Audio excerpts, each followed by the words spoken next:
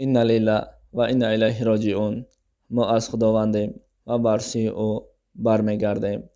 به نام خداوند بخشنده و مهربان و نهایت با رحم. السلام علیکم و رحمت الله و برکاته. برادران عزیز و خواهران مهربان، بر همه ما و شما معلوم است یکی از چهره شناخته هنرمند و هجونگار مشهور جمهوری تاجیکستان علایالدین عبداللهیف مرد بود که همیشه در خدمت مردم بود، همیشه در خدمت خلق تاجیک بود.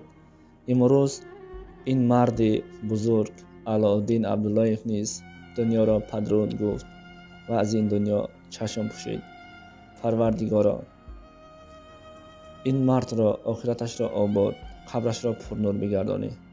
مشکل ای قبر و مشکل ای سوال جواب های منکر نکیر را برایش آسان میگردانی و اهل آیلش صبر جمیل، صبر پیغمبری را نصیب روزی بگردانی.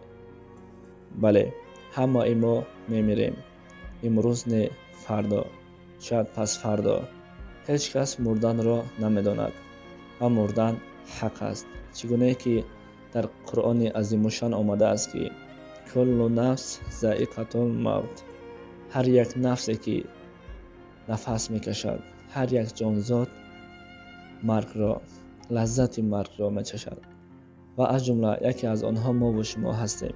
بیایید در حقش دعای خیر کنیم، زیرا از ما بندگان تنها دعای خیر کردن است و از پروردگار باشد اجابت دعا هست، زیرا دعای ما قبول می شود، یعنی این را تنها پروردگار می داند و ما همیشه وظیفه دار آن هستیم که دعای خیر کنیم، زیرا از ما فقط دعا هست و دعا هست و دعا هست، زیرا ما بندگانی با امید هستیم و شیطان نیز ناامید است.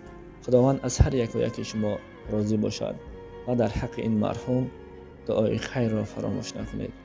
خداوند نگهبان هر یک شما باشد و آخرتش را آباد، قبرش را پرنور، جایش را جنت الفردوس گرداند. آمین.